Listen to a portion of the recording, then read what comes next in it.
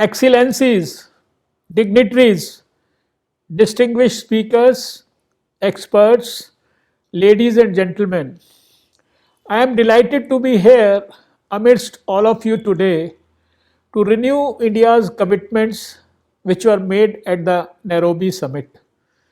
I would like to begin by expressing my sincere appreciation to the organizers for hosting this very important conference on South South cooperation in population and development. It is an honor and pleasure to be able to address the esteemed members who are present here today. Exchanging knowledge, skills, and technical expertise through South South cooperation has proven to be effective in addressing development challenges in member countries.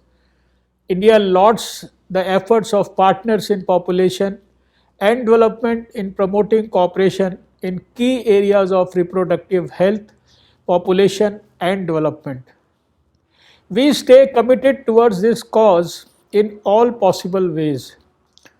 As a valued member of PPD, India is steadfast in its reaffirmation of the commitments made at the Nairobi summit to work towards ending all maternal deaths, fulfilling unmet needs for family planning, reducing gender based violence, and ending harmful practices against women and girls.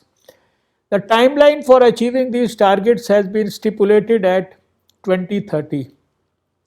India is committed to ensuring universal health coverage through its flagship program Ayushman Bharat.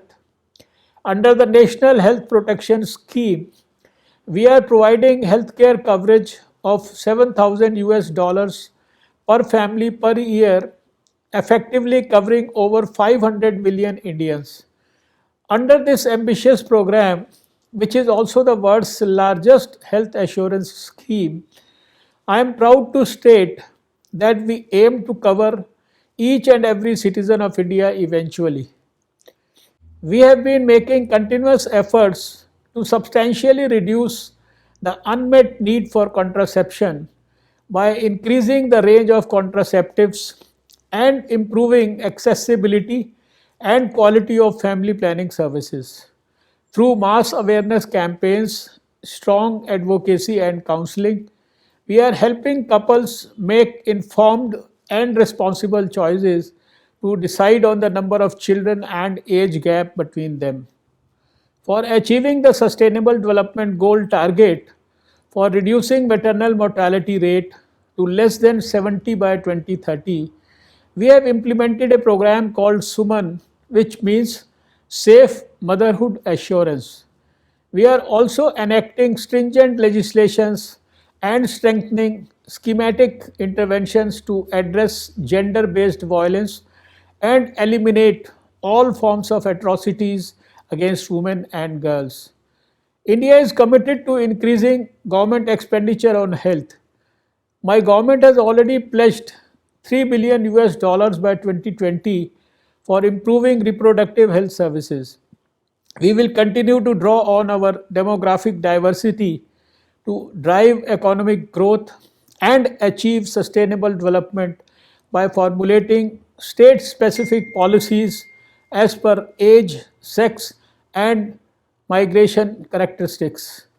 We remain committed to young people's education, health, and skills, along with the health and well being of our aging population. India is dedicated to providing quality, timely, and disaggregated data, investing in digital health innovations, and improvement of data systems by 2030 to achieve sustainable development.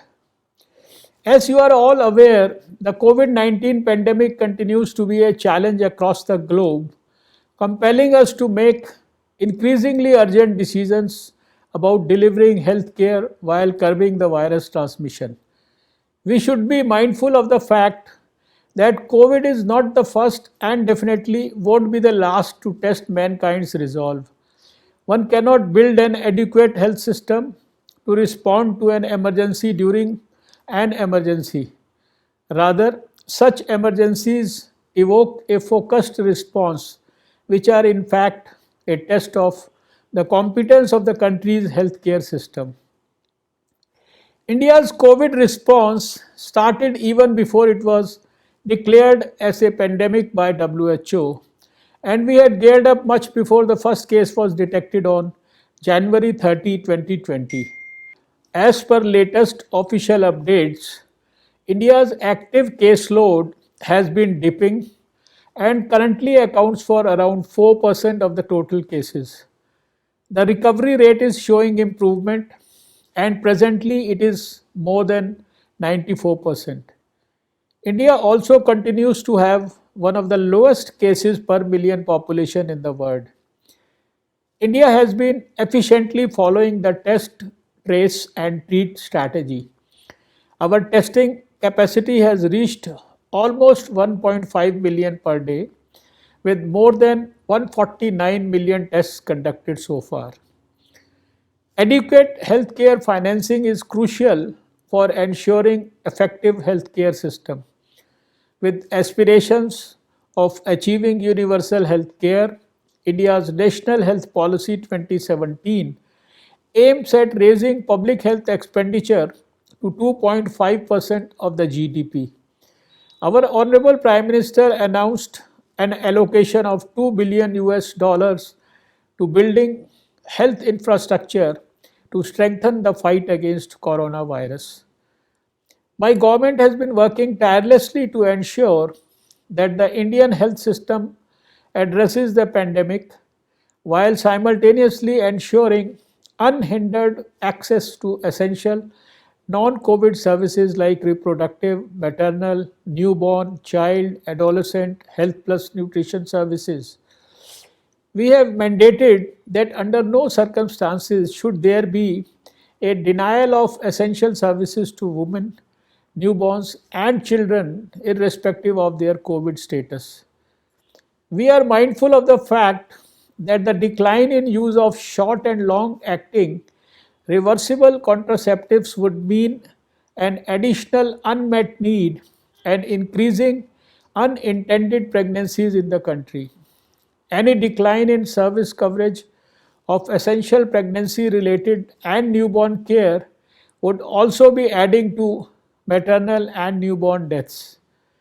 Recognizing the concern of increase in probabilities of unsafe abortions during such times, India has laid a special emphasis on provision of safe abortion services besides postpartum and post-abortion contraception. Community-based interventions including family planning are also a part of these services. The prime focus is on provision of modern, short and long acting reversible contraceptive services, correct information and appropriate counseling. Adolescents and youth, who form a substantial cohort of India's population, are a priority target group. We are also working on promoting alternate service delivery mechanisms with promotion of telemedicine services, digital platforms for trainings, improving finances and streamlining supply chain systems. In India, we have ensured that family planning commodities are part of essential medicine list.